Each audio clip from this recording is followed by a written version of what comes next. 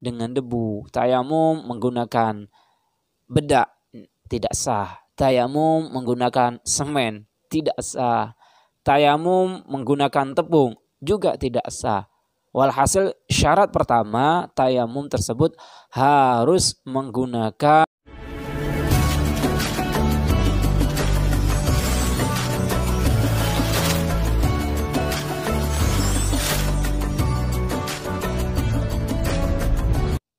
Assalamualaikum warahmatullahi wabarakatuh. Bismillahirrahmanirrahim.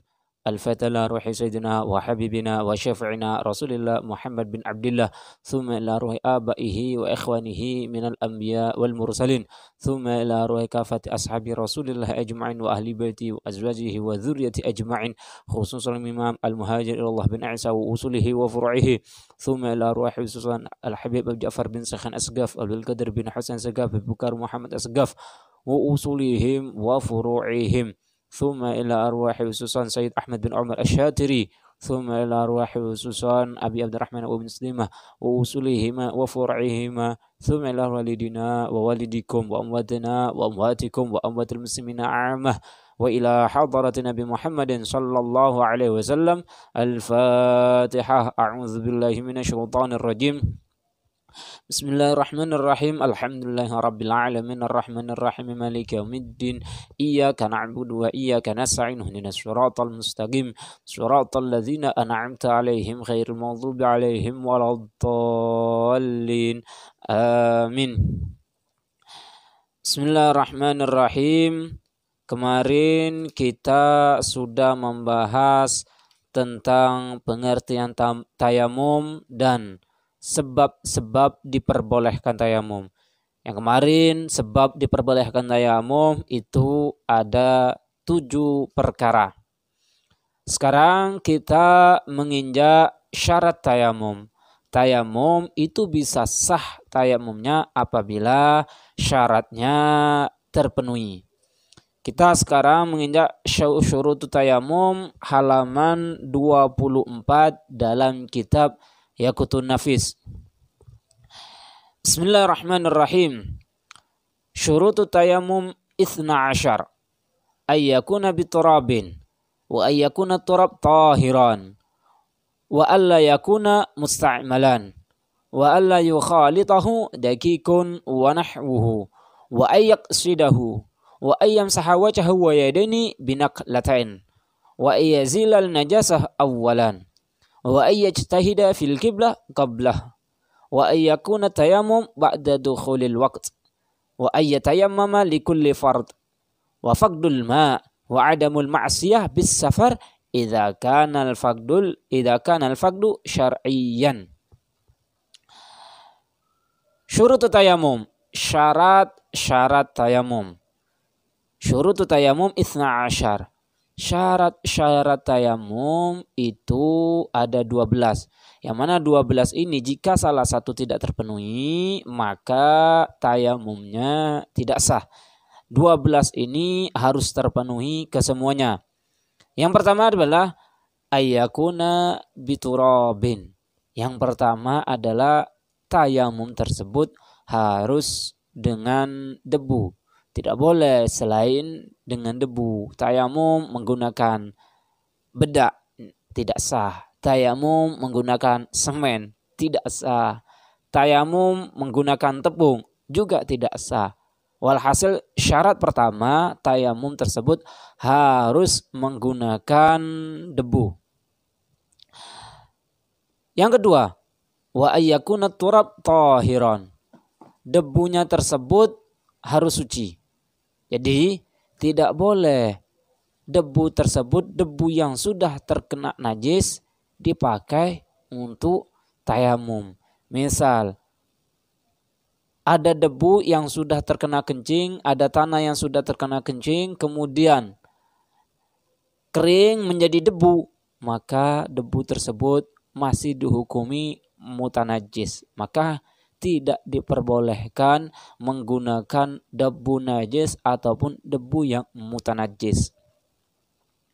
Itu kalau mengetahui. Kalau tidak tahu maka hukumnya al-asal at-tuhur, maka hukumnya adalah suci.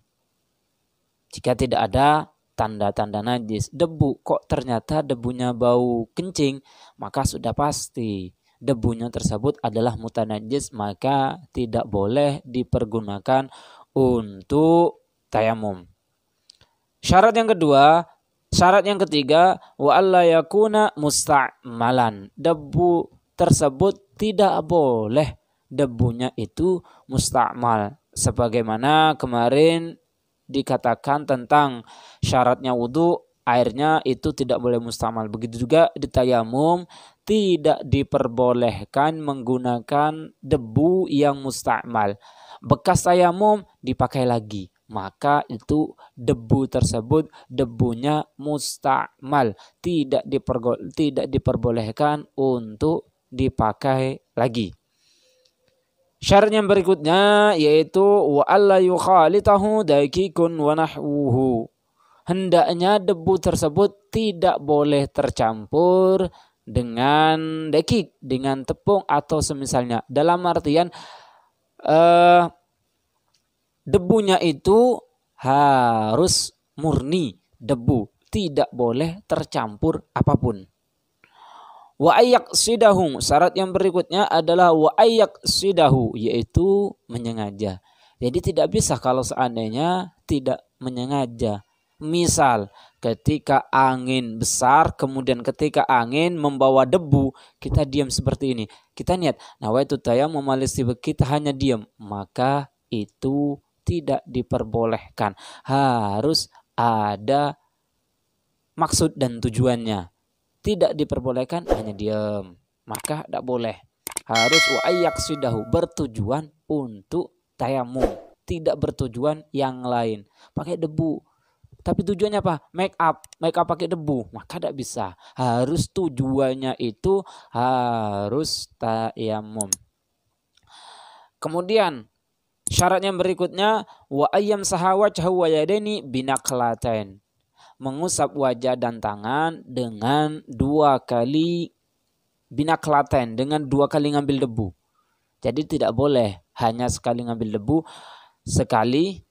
sekaligus tangan. Ini tidak diperbolehkan. Namun kalau memang masih maksah untuk mau ngambil sekali, maka bisa menggunakan kain. Kain setengahnya untuk wajah, setengahnya untuk kedua tangan. Kemudian syarat yang berikutnya wa ayyazila najasa awwalan. Syarat yang berikutnya, orang yang bertayamum tersebut itu harus menghilangkan najisnya terlebih dahulu. Misal dia habis kencing, habis BAB, ternyata tidak langsung cebok, padahal di situ tidak ada air, maka orang tersebut tidak diperbolehkan untuk tayamum. Akan tetapi dia wajib tayamum dan sholatnya wajib diulang. Kenapa? Karena dihukumi tidak menemukan 2 alat sesuci, faqidut tahurain, maka wajib diulangi sholat tersebut. Jadi wa ayyuzilan najasah awalan, ketika seseorang hendak bertayamum itu najisnya, kalau memang di badannya ada najis, dihilangkan terlebih dahulu baru dia bertayamum. Syarat yang berikutnya wa ayyajtahida fil qiblah qablahu, dia ijtihad, dia mengetahui bahwa dia mengetahui arah kiblat, harus ijtihad. Dia mau tayamum, mana kiblat? Tidak tahu. Kok tayamum dulu? Maka tayamum yang seperti itu tidaklah sah.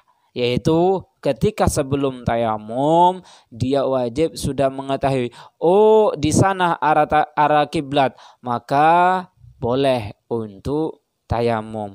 Tapi kalau tiba-tiba tayamum, maka hukumnya tidak diperbolehkan. Kenapa? Karena orang tersebut belum mengetahui di mana arah kiblatnya. Kemudian syarat yang berikutnya wa ayyakuna tayamum ba'da dukhulil waqti. Syarat yang berikutnya adalah wa ayyakuna tayamum ba'da dukhulil waqti. Tayamum tersebut haruslah setelah masuknya waktu.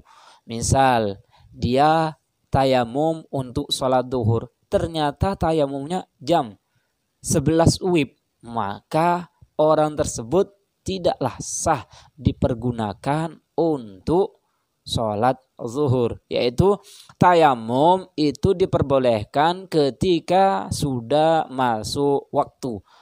Seandainya seseorang tersebut hendak mau sholat zuhur, sholat zuhurnya ternyata jam 2, dia tayamum jam 1, maka hukumnya boleh. Jadi masyaallah ikhwan rahimakumullah, tayamum tersebut wajib setelah masuknya waktu. Itu kalau mau sholat fardu. Tapi kalau mau sholat sunnah dipersilahkan.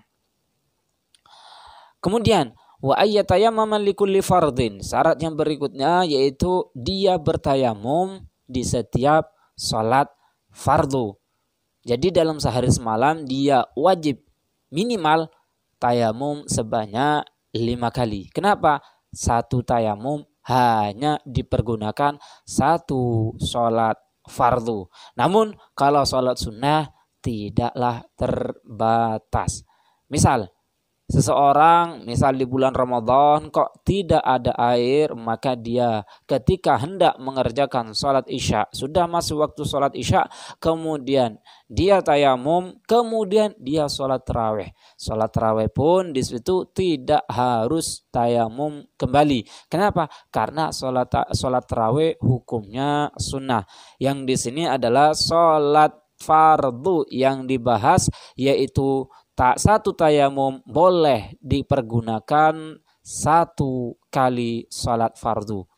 Kemudian bagaimana kalau seandainya mengqadha? Mengqadha maka tayamumnya diulangi lagi. Saya ternyata belum sholat qadha, sholat zuhur biasa, kemudian mau qadha sholat yang lain, maka tayamum lagi. Kenapa? Sholat qadha hukumnya termasuk fardu, termasuk wajib. Syarat yang berikutnya yaitu wafaqdul ma'. Tidak ada air, sudah pasti. Kalau ada air itu tidak diperbolehkan untuk tayamum, baik secara hissi maupun secara syar'i. Secara hissi apa? Memang dia dalam keadaan tidak mempunyai air, itu secara hissi. Secara syar'i dia mempunyai air, ternyata dia tidak diperbolehkan menggunakan air, misal sakit dan lain sebagainya, maka orang tersebut dihukumi tidak mempunyai air secara syariat. Kemudian yang terakhir adalah wa'adamul ma'siyah bis safar idza kana al-faqd syar'iyyan. Yang berikutnya atau yang terakhir, tidak adanya maksiat di dalam perjalanan. Misal ketika dia mau kemana? Mau